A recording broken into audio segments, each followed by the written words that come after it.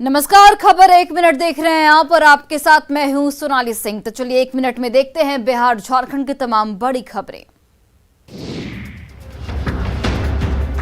गुमला जिले के घाघरा प्रखंड क्षेत्र के मसरिया डैम स्थित जवाहर नवोदय विद्यालय में भीषण आग लग गई।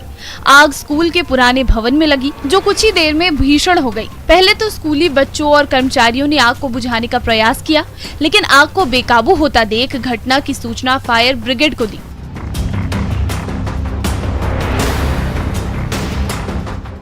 मौके पर पहुंची दमकल गाड़ियों ने 2 घंटे की कड़ी मेहनत के बाद आग पर काबू पा लिया। तब तक वहां रखे सामान जलकर राख हो गए। हालांकि आग से स्कूली बच्चों को समय रहते सुरक्षित बचा लिया गया, जिससे बच्चों को किसी तरह का नुकसान नहीं हुआ। घटना के कारणों का पता नहीं चल पाया है। स्कूल के प्रिंसिपल ने मामले की जांच कराने के आदेश दिए हैं, जिससे घटना के कारणों का पता चल सके। स्कूल प्रबंधन आग से हुए नुकसान का आकलन कर रहा है, जिससे संपत्ति के नुकसान की वास्तविक जानकारी मिल सके।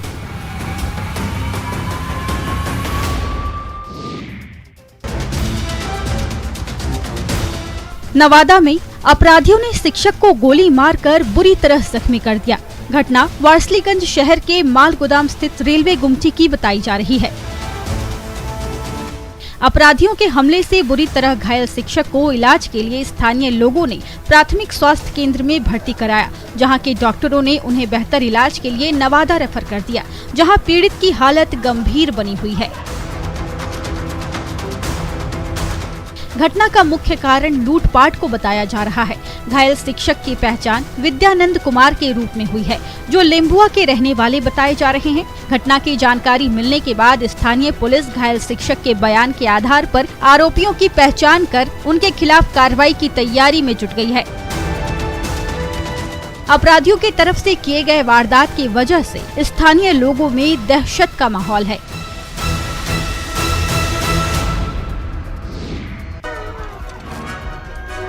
मुंगेर में घर की बाउंड्री के भीतर भैंस घुसने के विवाद को लेकर 2 पक्षों के बीच जमकर मारपीट हो रही है, जिसके कारण वहां अफरा तफरी मच गई। घटना का वीडियो सोशल मीडिया पर वायरल हो रहा है। सोशल मीडिया पर तेजी से वायरल हो रहे वीडियो में 2 पक्षों के लोग आपस में मारपीट करते हुए दिखाई पड़ रहे हैं। वायरल वीडियो जिले के श्यामपुर थाना क्षेत्र के बहिरा गांव की बताई जा रही है, जहां दोनों पक्ष एक दूसरे पर लाठी डंडे से वार कर रहे हैं। घटना को लेकर दोनों पक्षों की तरफ से स्थानीय थाने में शिकायत दर्ज कराई गई है, जिसमें मारपीट और लूटपाट करने का आरोप लगाया गया है। स्थानीय पुलिस ने शिकायत के आधार पर मुकदमा दर्ज करते हुए सोशल मीडिया पर वायरल हो रहे वीडियो की जांच कर रही है और आगे की कार्रवाई में जुट गई है। हालांकि अभी तक घटना में आरोपी लोग पुलिस की पकड़ से बाहर बताए जा रहे हैं।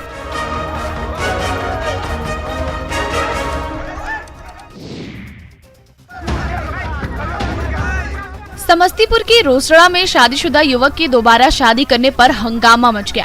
मामला हसनपुर थाना क्षेत्र के दुधपुरा गांव का बताया जा रहा है। गांव के शादीशुदा युवक मिथुन कुमार दास ने सिंघिया थाना इलाके की रहने वाली विधवा महिला के साथ फरार हो गया और दूसरी जगह पर ले जाकर शादी रचा ली।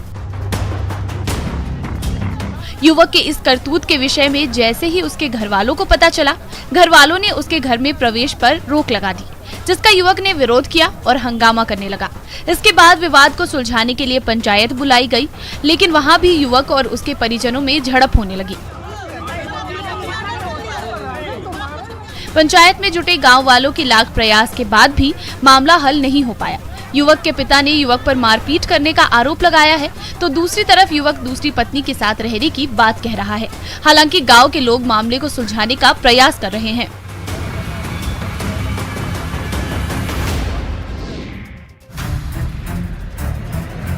बिहार में सरकार और प्रशासन के लाख दावे के बाद भी बालू की तस्करी रुकने का नाम नहीं ले रही।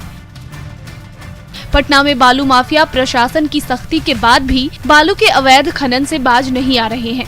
बालू माफिया पुलिस और खनन विभाग के अधिकारियों के लापरवाही का फायदा उठाकर दिन दहाड़े नदी से अवैध बालू का खनन कर रहे हैं। बालू माफिया मजदूरों के सहायता से पहले नदी से बालू को नदी के किनारे जमा करते हैं और बाद में उसे ट्रक में लोड कर बिहार के अलग अलग हिस्सों में महंगे दामों पर बेच देते हैं। बालू माफियाओं के कारण सरकार को राजस्व की हानि हो रही है, साथ साथ लोगों को भी बालू के लिए अधिक कीमत चुकाना पड़ रहा है। स्थानीय लोगों के मुताबिक बालू माफिया स्थानीय पुलिस की मिलीभगत से बालू का अवैध खनन कर रहे हैं। अवैध बालू खनन के कारण सरकार को राजस्व का नुकसान तो हो ही रहा है, साथ ही साथ पर्यावरण को भी नुकसान हो रहा है।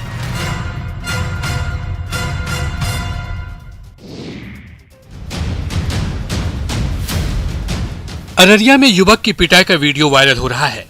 सोशल मीडिया पर वायरल हो रहा वीडियो अररिया ओपी के घटियारी स्थित वार्ड नंबर 1 का बताया जा रहा है। वीडियो में दबंग लोग युवक को खंभे से बांधकर उसकी लाठी से पिटाई कर रहे हैं। युवक की पिटाई कर रहे लोग उस पर चोरी का आरोप लगाकर उसकी पिटाई कर रहे हैं। पीड़ित युवक का नाम मिथिलेश बताया जा रहा है। वीडियो में युवक की पिटाई कर रहे लोगों में ओपी थाने में काम करने वाला चौकीदार भी शामिल है। युवक की पिटाई कर रहे दबंगों को ना तो पुलिस का डर है और ना ही कानून का। स्थानीय पुलिस सोशल मीडिया में वायरल हो रहे वीडियो की जांच कर आरोपियों के खिलाफ कार्रवाई की तैयारी में है। हालांकि न्यूज 18 वायरल हो रहे वीडियो की पुष्टि नहीं करता, लेकिन युवक की पिटाई कर रहे दबंग अभी भी पुलिस की पकड़ से बाहर बताए जा रहे हैं, जिससे पुलिस की कार्यशैली पर सवाल उठने लगा है।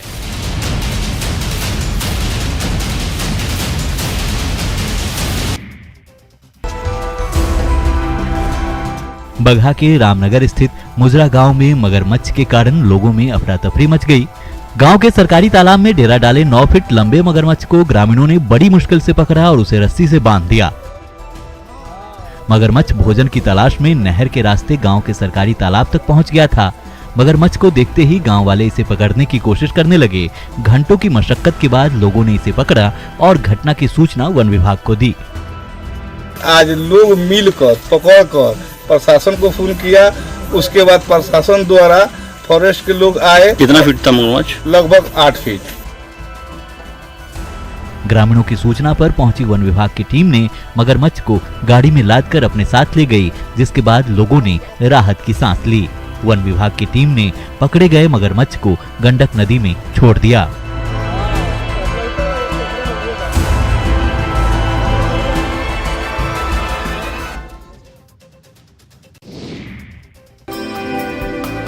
जमुई जिले के नक्सल प्रभावित इलाकों की महिलाएं रोजगार के क्षेत्र में आत्मनिर्भर हो रही है। जिले के झांझा और चकाई इलाके की आदिवासी महिलाएं समूह का गठन कर मधुमक्खी पालन के साथ साथ शहद का कारोबार भी कर रही है, जिससे उन्हें मुनाफा हो रहा है और उनके जीवन स्तर में बदलाव हो रहा है। झांझा प्रखंड के 12 जोर और चकाई प्रखंड के बदगुंडा जंगल में रहने वाली इन महिलाओं को बिहार सरकार की तरफ से बागवानी मिशन योजना के तहत लाभ मिल रहा है। इसी योजना के तहत आदिवासी महिलाओं को मधुमक्खी पालन की ट्रेनिंग दी जा रही है, जिससे इन्हें किसी तरह की परेशानियों का सामना नहीं करना पड़े।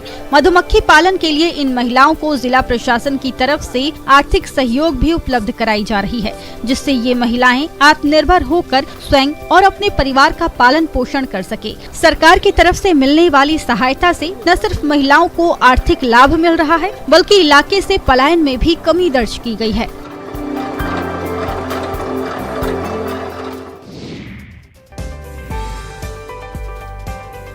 सिवान विद्या भवन महिला कॉलेज की छात्राएं लोगों को प्रधानमंत्री नरेंद्र मोदी के स्वच्छ भारत के सपने को साकार करने के लिए लोगों को जागरूक कर रही हैं। लोगों को स्वच्छता के प्रति जागरूक करने के उद्देश्य से महिला कॉलेज की छात्राओं ने टरवा गांव स्थित सरकारी स्कूल में पहुंचकर स्कूल की सफाई की और वहां के बच्चों को साफ सफाई के प्रति जागरूक किया।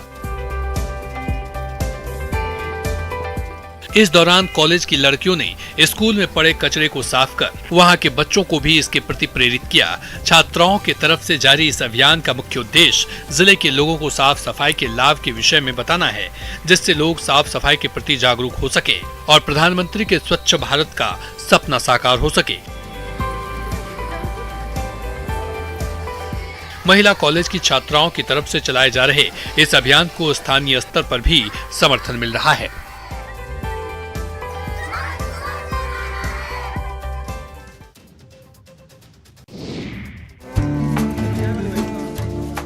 छपरा के सदर प्रखंड स्थित घेगटा गांव पशुओं की चहलकदमी से गुलजार है। यहां प्रत्येक शुक्रवार को दुधारू पशुओं का मेला लगता है। पशुओं के लिए लगने वाले मेले में हजारों की संख्या में पशुओं की खरीद बिक्री होती है। दूर दूर से लोग पशुओं को खरीदने और बेचने के लिए आते हैं। कई लोग इस मेले में अपने पशुओं को बेचने के लिए महीनों तक इंतजार करते हैं। दुधारू पशुओं की खरीद बिक्री के लिए लगने वाले इस मेले का आयोजन गांव वालों के निजी जमीन पर 25 सालों से हो रहा है, जो अब इलाके में प्रसिद्ध हो चुका है। मेले में आने वाले लोग जहां आसानी से गाय, भैंस और दूसरी पशुओं की खरीद कर लेते हैं, तो दूसरी तरफ मेले की वजह से गांव और इसके आसपास के लोगों को रोजगार मिल रहा है, जिससे लोगों को काम की तलाश में बाहर नहीं जाना पड़ रहा है, जिससे गांव की अर्थव्यवस्था मजबूत हो रही है और लोगों का पलायन भी कम हुआ है।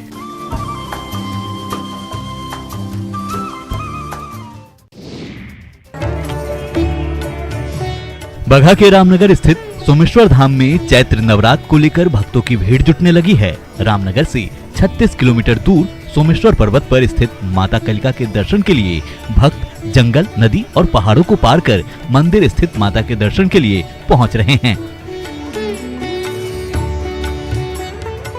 माता के दर्शन के लिए मंदिर पहुंचने वाले भक्तों के बीच खुशी का माहौल है। नवरात्र को देखते हुए यहां मेले का आयोजन किया गया है, जिससे दुकानदारों में खुशी है। मंदिर के समीप रहने वाले लोगों ने भक्तों के लिए निःशुल्क भंडारा का व्यवस्था किया है, जिससे भक्तों को परेशानियों का सामना नहीं करना पड़े और आसानी से माता का दर्शन कर पूजा कर सकें। चैत्र नवरात्र को देखते हुए स्थानीय प्रशासन ने भक्तों की सुरक्षा और भीड़ को नियंत्रण करने के लिए सुरक्षा के विशेष प्रबंध किए गए हैं, जिससे किसी तरह की अप्रिय घटना को रोका जा सके।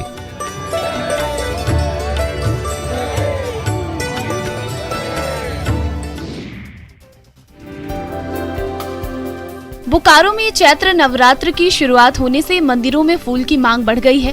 मंदिरों के आसपास फूल की दुकानें सजने लगी हैं। मंदिर में पूजा के लिए आने वाले श्रद्धालु मंदिर में प्रवेश करने से पहले फूलों की खरीद कर रहे हैं, जिससे फूल दुकानदारों को कमाई हो रही है। फूल का कारोबार करने वाले दुकानदार भक्तों की मांग के हिसाब से विभिन्न तरह के फूलों से मालाओं को तैयार करने में जुटे हुए हैं, जिससे भक्तों को उनके पसंद के हिसाब से फूल माला उपलब्ध हो जाए। हालांकि महंगाई के बढ़ने का असर फूल दुकानदारों पर भी देखने को मिल रहा है। महंगाई की वजह से पिछले दिनों के मुकाबले भक्त कम मात्रा में ही फूल की खरीद कर रहे हैं। फिर भी दुकानदारों को नवरात्र के दिनों में फूलों की बिक्री से अच्छी कमाई होने की उम्मीद है।